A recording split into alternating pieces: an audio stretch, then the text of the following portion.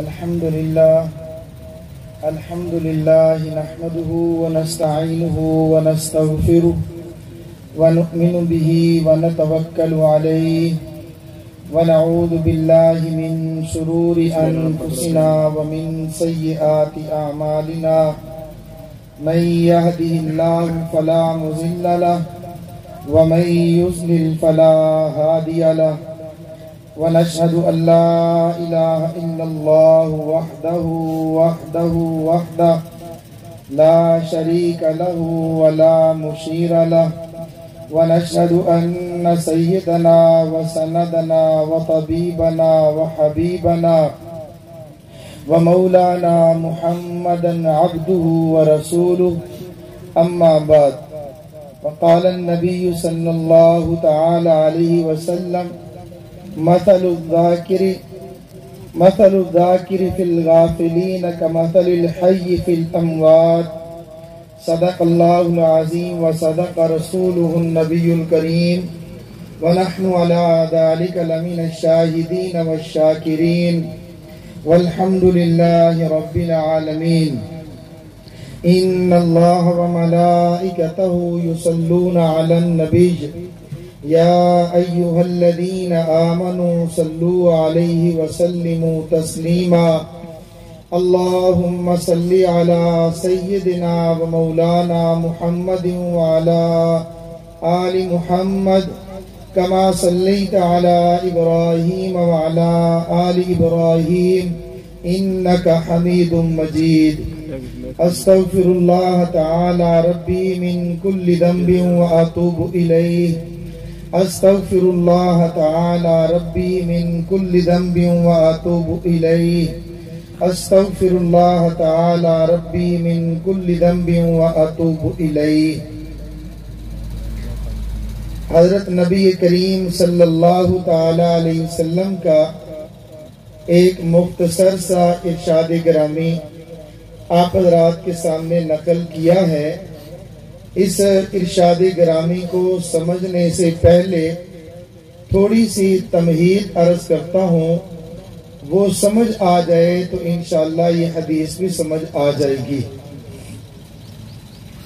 ایک جسم ہے اور ایک اس کے اندر روح ہے۔ جس طرح انسان دو چیزوں کا مجموعہ جسم اور روح ہے، اسی طرح پوری کی پوری کائنات جسم اور روح کا مجموعہ ہے۔ انسان پوری کی پوری کائنات کا خلاصہ ہے۔ اگر کسی نے یہ دیکھنا ہو کہ کائنات کیا ہے تو انسان اپنے اپنے جسم کو دیکھ لے۔ پوری کی پوری کائنات تفصیل ہے، اس کا اجمال انسان کا جسم ہے۔ انسان کو اللہ رب العزت نے پیدا فرمایا تو یوں سمجھے کہ یہ پوری کائنات کا خلاصہ ہے اور یہ اس کا اجمال ہے، اس کا نمونہ اور سیمپل ہے۔ سمجھانے کے لیے عرض کرتا ہوں کہ اگر ایک دکاندار ہے، ڈیلر ہے کسی چیز کا، اور وہ مختلف اس کے پاس اجناس کو وہ فروخت کرتا ہے، سیل کرتا ہے، تو اس کی دکان پر چند ایک چیزوں کے نمونے موجود ہوں گے۔ چاول کا خریدار ہے، بیچنے والا چاول کا کاروباری ہے، لوگ اس کی دکان پہ جائیں گے کہ ہمیں چاول چاہیے، اس کے سامنے 3-4 ڈبے موجود ہوں گے جس کے اندر یہ سارے کے سارے چاولوں کا نمونہ ہوگا۔ اب وہ کہے گا کہ یہ چاول فلاں نسل، یہ فلاں نسل، فلاں قیمت ہے، اس طرح ہے۔ تفصیل کے لیے وہ کہے گا کہ آپ اس کو چیک کر لیں، اس کا آرڈر بک کروائیں، اس کی اصل جو ہے ذخیرہ ہمارے پاس وہاں فلاں جگہ پہ سٹور ہے، اس میں موجود ہے۔ اب اس کو ذخیرے کو وہ نہیں دیکھتے، نمونے کو دیکھتے ہیں۔ میرے عزیز بھائیوں، کروڑوں کلومیٹر پر پھیلی ہوئی کائنات اگر اس کا نمونہ دیکھنا چاہے تو انسان اپنے جسم کے اندر دیکھے۔ اللہ جل جلالہ نے انسان کو 4 چیزوں کا مجموعہ بنایا۔ انسان جو ہے پانی، ہوا، مٹی اور آگ سے بنا ہے۔ انسان کا جسم مٹی کا نمونہ. مٹی جو ہے سرخ بھی ہے، مٹی سفید بھی ہے، مٹی سیاہ بھی ہے، مٹی نرم بھی ہے اور مٹی سخت بھی ہے. سخت جگہ سخت مٹی کا نمونہ، نرم جسم نرم مٹی کا نمونہ. زمین ایسی بھی ہوتی ہے جہاں زرخیز ہوتی ہے، جسم کے اوپر اگلنے والے بال وہ جگہ زرخیز مٹی کا نمونہ. ہاتھ کی ہتھیلی ایسی زمین کا نمونہ جہاں سے ازل سے ابد تک کوئی پودا پیدا نہیں ہوا. اس ہاتھ کی ہتھیلی پر بھی جب سے انسان بنا اس کی موت تک کوئی ایک بال بھی پیدا نہیں ہوا. انسان جس مٹی کے اندر پہاڑ بھی پیدا کیے گئے، پتھر سے پیدا کیے گئے، انسان کے دانت ان پہاڑوں کا نمونہ. اللہ رب العزت نے آگ کو پیدا کیا ہے. آگ کو ہے، آگ کا کام گرم کرنا. گرم کرنے کے بعد کوئی بھی چیز ہو اس کو ابالنا ہو، اس کو گرم کرنا ہو تو انسان کا معدے کے اندر گرمی، اس گرمی سے ہر کھائی ہوئی چیز ہضم ہو جاتی ہے. یہ اس آگ کا نمونہ. اللہ رب العزت نے چاند اور سورج بنائے. اگر دن کو چاند نہ ہو، دن کو سورج نہ ہو تو دن جو ہے اندھیرا چھا جائے گا. اگر رات کو چاند نہ ہو تو رات بھی اندھیری بن جائے گی. اللہ رب العزت نے دو آنکھوں کو، ایک کو سورج کا نمونہ بنایا، ایک کو چاند کا نمونہ بنایا. اگر ایک آنکھ چلی جائے اس کا آدھا جہان اندھیر ہو جائے گا. اگر دوسری آنکھ چلی جائے اس کا پورا جہان، پوری دنیا پہ اندھیرا چھا جائے گا. اللہ جل جلالہ نے پانی کو پیدا کیا. پانی نمکین بھی ہے، پانی میٹھا بھی ہے، پانی کڑوا بھی ہے، پانی پاک بھی ہے، پانی ناپاک بھی ہے. پانی قطروں کے ذریعے سے بھی آتا ہے. اللہ رب العزت نے انسان کے جسم کے اندر جو پانی بنایا یہ اس پانی کا نمونہ ہے.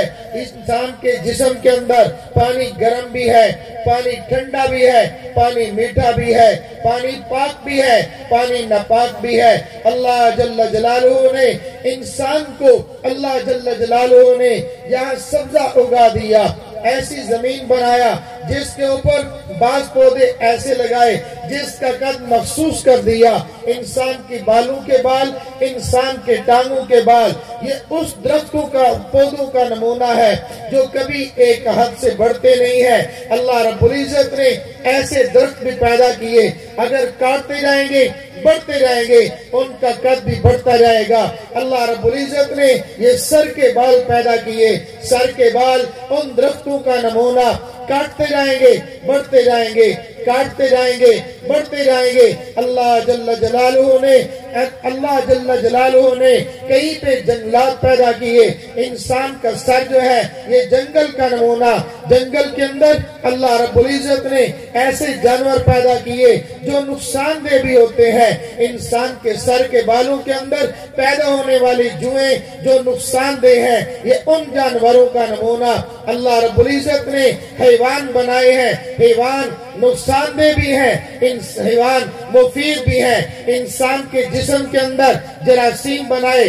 سارے کے سارے جراثیم ہے تو حیوان کی شکل میں، ہے تو زندہ. یہ نقصان دینے والے جانوروں کا نمونہ. اللہ رب العزت نے انسان کے جسم کے اندر قوت مدافعت پیدا کرنے والی چیزوں کو پیدا کیا. یہ مفید جانوروں کا نمونہ. اللہ جل جلالہ نے ہوا کو پیدا کیا، ہوا کو گرم پیدا کیا. انسان کے جسم سے نکلنے والا سانس گرم ہوا کا نمونہ. اللہ رب العزت نے ٹھنڈی ہوا کو پیدا کیا. ٹھنڈی ہوا انسان سانس لیتا ہے، اندر سانس جاتا ہے. ٹھنڈی ہوا کا نمونہ. اگر ہوا رک جائے تب بھی نقصان دہ ہے، ہوا تیز چلے تب بھی نقصان دہ ہے. انسان کے جسم کے اندر سانس تیز چلے، سانس پھول جائے، یہ وہ بھی نمونہ ہے نقصان دینے والی ہوا کا. اگر ہوا رک جائے، جیسے ساون بھادو کے موسم میں ہبس پیدا ہو جاتی ہے، انسان کے جسم کے اندر اگر پیٹ میں ہوا رک گئی، یہ رکنے والی ہوا کا نمونہ، ہوا رک جائے تب بھی نقصان دے، اگر زیادہ ہو جائے تب بھی نقصان دے۔ میرے عزیز بھائیو، ساری کی ساری کائنات جو ہے یہ اس تمبو کی مانند ہے، اس صاحبان کی مانند ہے۔ اس کے اندر یہ ڈنڈے جو ہیں، یہ ڈنڈے اس کے اندر روح کا نمونہ ہے۔ اگر اس ڈنڈے کو کھینچ لیا جائے یہ ساری کائنات کا صاحبان درم نیچے گر جائے گا۔ اسی طرح انسان ہے، انسان کے جسم کے اندر اللہ جل جلالہ نے روح کو پیدا کیا ہے۔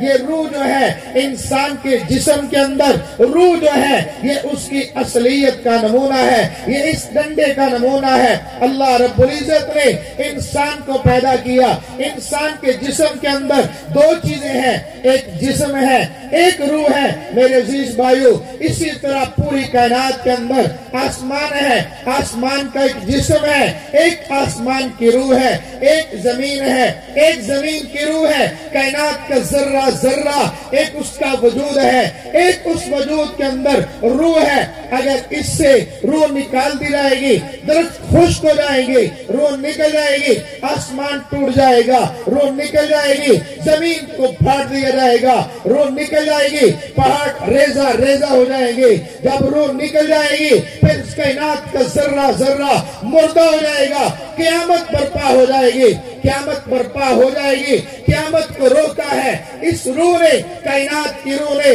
جسم چل رہا ہے، اس کے روح کی وجہ سے آسمان کھڑا ہے، روح کی وجہ سے زمین قائم ہے، روح کی وجہ سے درخت کا پتا پتا قائم ہے، اپنی روح کی وجہ سے ذرہ ذرہ قائم ہے، اپنے روح کی وجہ سے پانی کا قطرہ قطرہ قائم ہے، روح کی وجہ سے۔ روح کیا ہے؟ یسألونک عن الروح، اے میرے پیغمبر آپ سے پوچھتے ہیں روح کیا ہے؟ قل من امر ربی، یہ حکم میرے رب کا ہے۔ جب رب کا حکم آئے گا آسمان سے روح نکل جائے گی، آسمان ٹوٹ جائے گا۔ اذا السماء انفطرت، ستاروں کے اندر روح نکل جائے گی۔ جب روح نکل جائے گی وَإِذَا الْكَوَاكِبُ انتَثَرَتْ، آسمان کے ستارے بھی ٹوٹ جائیں گے، آسمان کا چاند بے نور ہو جائے گا، آسمان کا سورج بے نور ہو جائے گا۔ ان سب کی روح کیا ہے؟ روح کیا ہے؟ اللہ کے پیغمبر حضرت رسول اللہ صلی اللہ تعالی علیہ وسلم نے فرمایا، اللہ کے پیغمبر صلی اللہ تعالی علیہ وسلم نے ارشاد فرمایا، لا تقوم الساعہ، قیامت قائم نہیں ہوگی حتی یقال فی الارض اللہ اللہ اللہ، زمین پر ایک اللہ اللہ کہنے والا جب تک موجود ہوگا ساری کائنات کا وجود برقرار رہے گا۔ ساری کائنات کی روح، اللہ کا حکم ہے، ساری کائنات اپنی اپنی تسبیح کرتی ہے۔ وَإِن مِّن شَيْءٍ إِلَّا يُسَبِّحُ بِحَمْدِهِ، ہر چیز جو ہے اللہ کی، ہر چیز اللہ کی تسبیح بیان کرتی ہے۔ کائنات کا ذرہ ذرہ اللہ کی تسبیح بیان کرتا ہے، آسمان تسبیح بیان کرتا ہے، چاند اور سورج اللہ کی تسبیح بیان کرتا ہے، درختوں کا پتا پتا اللہ کی تسبیح بیان کرتا ہے۔ وَلَٰكِن لَا يَفْقَهُونَ تَسْبِيحَهُمْ، لیکن تم لوگ ان کی تسبیح کو سمجھ نہیں سکتے۔ میرے عزیز بھائیو، میں اور آپ درخت کی تسبیح کو کیا سمجھیں گے؟ میں اور آپ پانی کی تسبیح کو کیا سمجھیں گے؟ میں اور آپ ان درختوں کی تسبیح کو کیا سمجھیں گے؟ میں اور آپ درختوں کی تسبیح کو کیا سمجھیں گے؟ میں اور آپ حیوانوں کی تسبیح کو کیا سمجھیں گے؟ میں اور آپ ہم آسمان کے فرشتوں کی تسبیح کو کیا سمجھیں گے؟ میں تو اور آپ ہم تو انسانوں کی تسبیح کو نہیں سمجھتے، میں اور آپ انسان کی بولی نہیں سمجھتے۔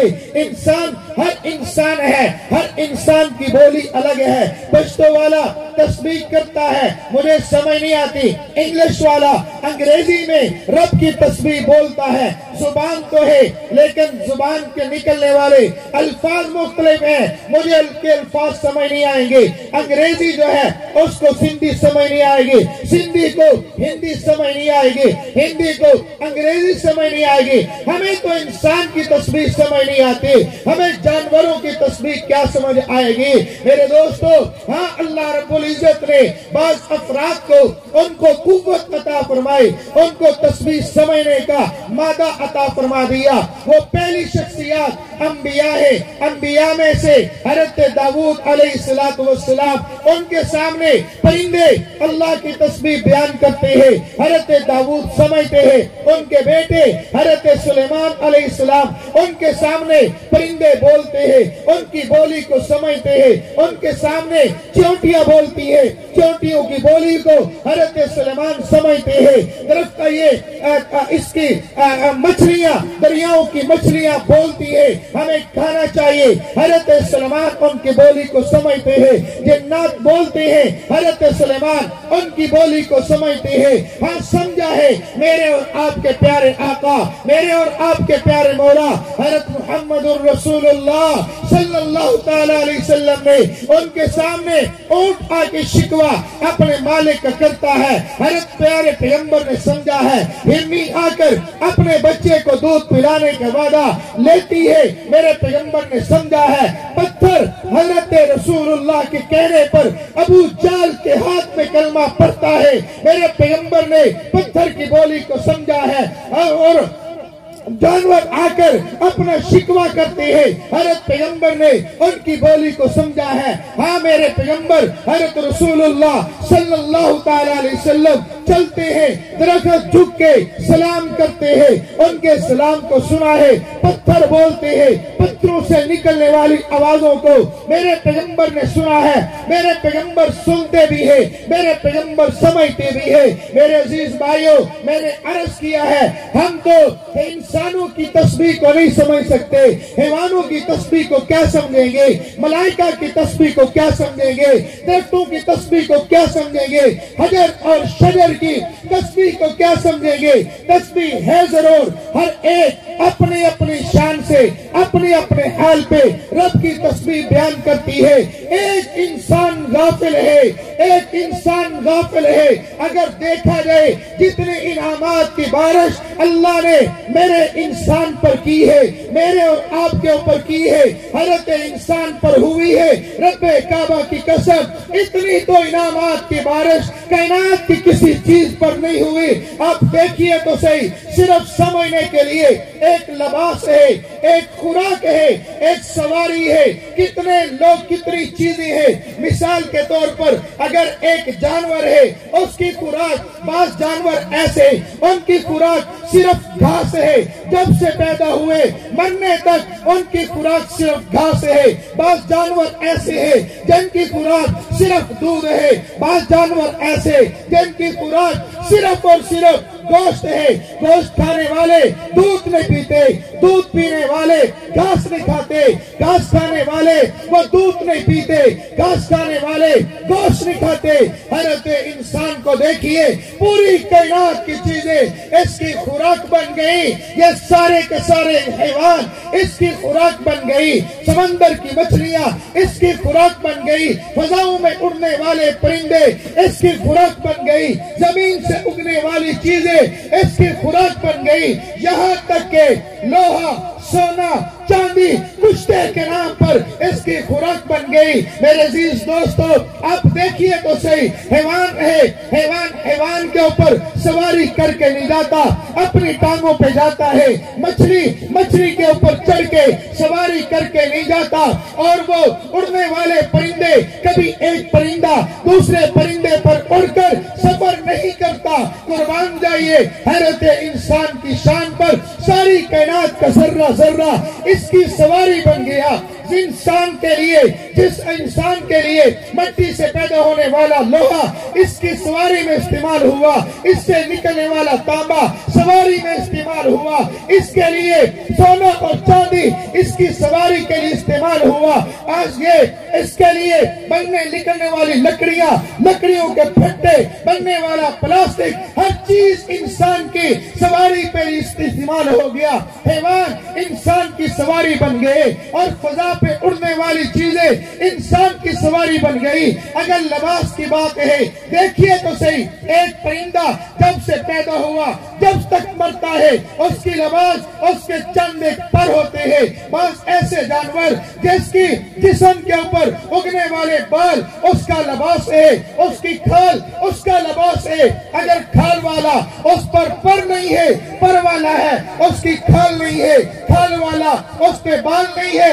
قربان جائیے حضرت انسان پر کائنات کا ذرہ ذرہ اس کا لباس بن گیا۔ لیدر سے بننے والے تمام جانوروں کے چمڑے سے پیدا ہونے والی چیزیں، کوئی جوتا بن گیا، اس کا لباس بنا، کسی کا کپڑا اگا، کپڑا اس کا لباس بنا۔ اور دیکھیے تو صحیح، ہائے ہائے تقاضا یہ تھا ان نعمتوں کا، اور جس کو کچھ نہ ملا پتھر بھی پھرتا ہے، اس کے آنسو نکلتے ہیں، آنسو نکلے دریا بن جاتے ہیں، سمندر بن جاتے ہیں۔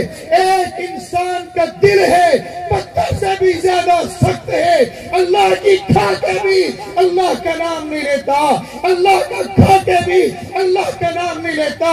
جتنا آج انسان اللہ کی تسبیح سے غافل ہے، کائنات کا کوئی ذرہ اللہ کی تسبیح سے غافل نہیں ہے۔